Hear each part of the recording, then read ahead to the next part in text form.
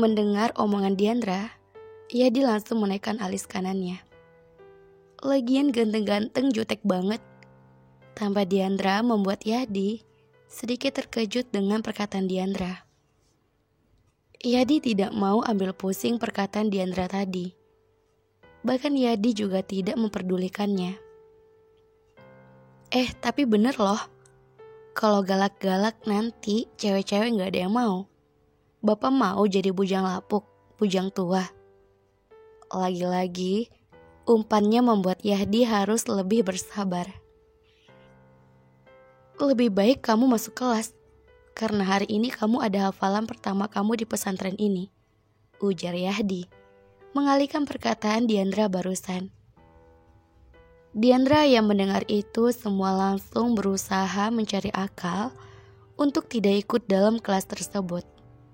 Kini matanya mulai memutar seraya mencari akal agar dirinya tidak ikut dalam hafalan tersebut. Ya sudah, saya duluan, nanti kalian nyusul.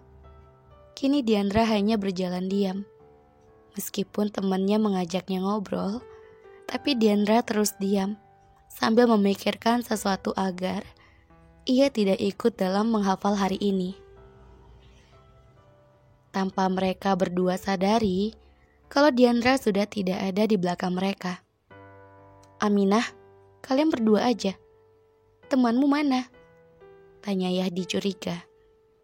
Ada kok di belakang. Loh, kok gak ada sih? Tadi Diandra ada di belakang kok. Aminah gak bohong. Kok udah gak ada sih? Bingung Aminah. Karena tadi Diandra masih berada di belakangnya. Diandra yang merasa sudah tidak ada lagi yang melihatnya, Diandra berlari menuju gerbang pesantren. Tapi saat Diandra mau keluar, ternyata gerbang pesantren terkunci. Gerbangnya dikunci lagi. Gue kabur lewat mana ya? Masa iya harus panjat tembok? Menyebalkan sekali lah pondok ini.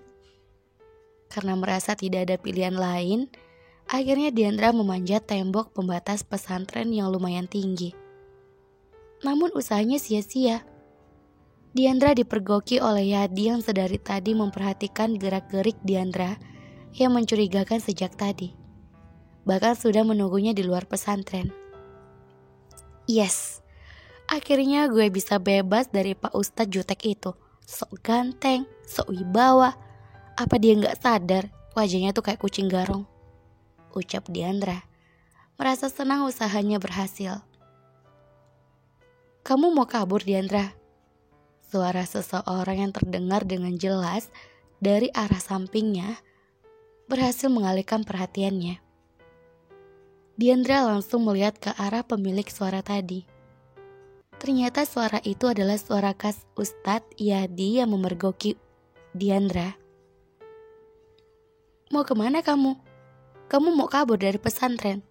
Turun kamu, perintah Yadi dengan tegas. Iya, gue turun.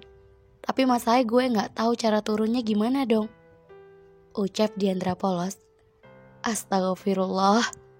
Kamu gimana sih? Bisa naiknya tapi gak bisa turunnya, ujar Yadi dengan wajah masamnya. Ya udah sih, kalau gak mau nolong mah. Tapi gak usah ngomel juga kali.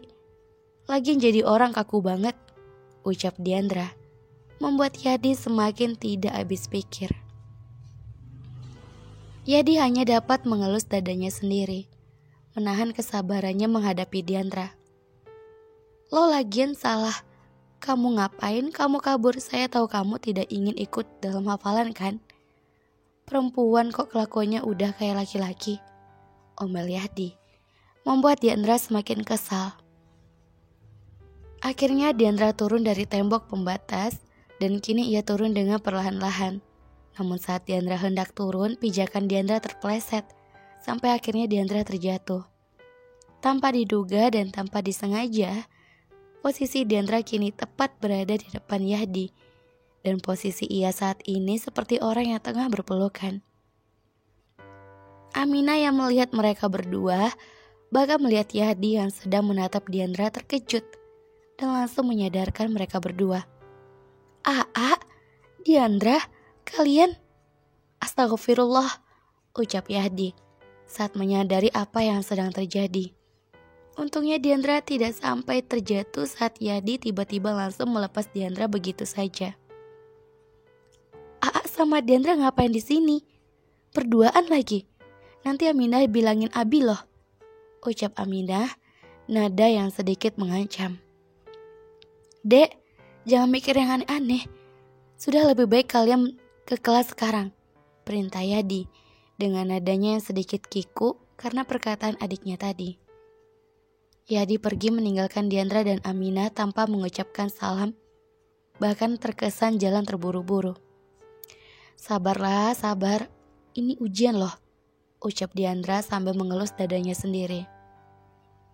Kini mau tidak mau Diandra harus ikut dalam kelas menghafal, dan saat Diandra berada di masjid, Diandra ikut duduk bersama temannya yang lain. Baru saja Diandra hendak duduk, namanya sudah dipanggil, kini ia harus menyetorkan hafalannya. Diandra, Rafflesia, Angelita, kamu ke depan, panggil seseorang yang ada di depan. Buset, baru juga duduk. Nih orang kayaknya punya dendam tersembunyi sama gue, batin Diandra sambil memicingkan matanya. Kini posisi Diandra sudah berada di hadapan, artinya Diandra siap melafazkan hafalan pertamanya. Surat yang kini Diandra lantunkan adalah Quran Surah An-Nisa. Beruntungnya, Diandra sedikit sudah mengerti tanda baca hingga hukum tajwidnya meskipun hanya beberapa saja. Shadaqallahul Azim, ujar Diandra mengakhiri bacaan mengajinya. Bacaan kamu lumayan lancar, tapi kamu harus rajin lagi belajar ya, ucap Ustadz Sohwa yang berada di samping Yahdi. Makasih, ucap Diandra sambil memberikan senyuman dan membuat Yadi sedikit melihat ke arah Diandra. Kini waktu menunjukkan pukul 19:10 yang berarti sudah masuk waktu Isya, dan seperti biasa semua orang yang ada di pesantren ikut sholat berjemaah di masjid pesantren. Abi, teriak Aminah yang membuat semua orang terkejut. Kenapa? Ada apa Aminah? Tanya Fatma sambil mengelus kepala Aminah yang terbalut hijab pink menambah cantik Aminah. Abi tahu nggak tadi Aa sama? Belum sempat Aminah menyelesaikan kata-katanya, Yadi sudah mengalihkan pembicaraan. Abi dek, sudah masuk waktu sholat Isya, sebaiknya kita langsung ke masjid. Yadi mencoba mengalihkan pembicaraan. Kini semua orang sedang berada dalam satu masjid untuk sholat berjamaah, dan imam sholatnya adalah Muhammad Yadi Furqon.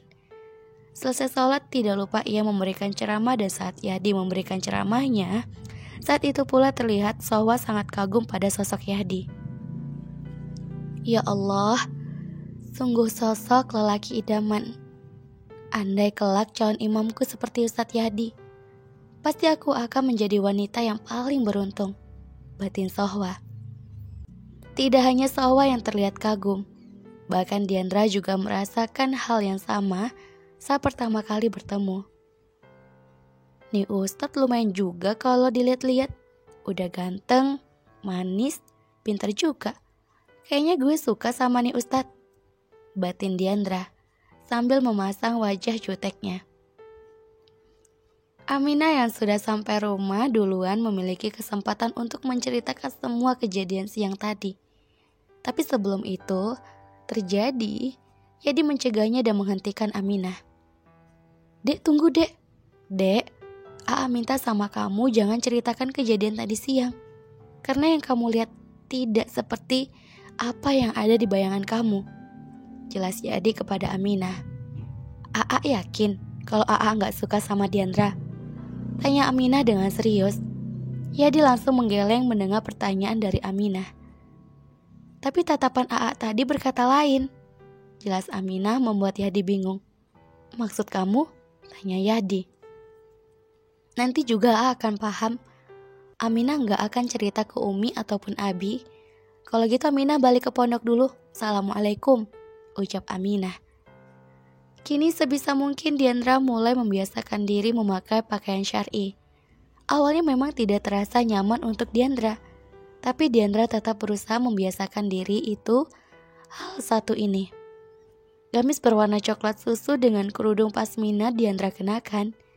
Diandra berjalan melewati koridor sambil membawa tas kecil di punggungnya berwarna merah yang berisi buku pelajaran. Assalamualaikum Diandra, sapa Rezi, salah satu santri di pesantren Al-Furqon. Waalaikumsalam, kenapa? Balas Diandra dengan nada jutek. Jutek banget sih, jangan jutek-jutek. Kali nanti gak ada yang suka loh. Goda Bobby yang juga teman Rezi. Bodo amat, gak peduli gue. Udah sana gue masuk ke kelas dulu. Diandra pergi meninggalkan Rezi dan juga Bobby. Sementara di tempat lain, Randy sedang bersama Yadi. Mereka sedikit santai di sela-sela waktu senggangnya saat mengajar. Saat ini mereka memilih untuk mengobrol santai berdua sambil menunggu jadwal mengajarnya dimulai. Kenapa sih Ren? Suntuk bener kayaknya, tanya Yadi. Iya nih Ustadz, saya cuma lagi bingung sama hidup saya, kenapa ya? Sampai sekarang saya belum bisa dapat pasangan yang tepat untuk saya, ucap Randy yang terkesan curhat pada Yadi.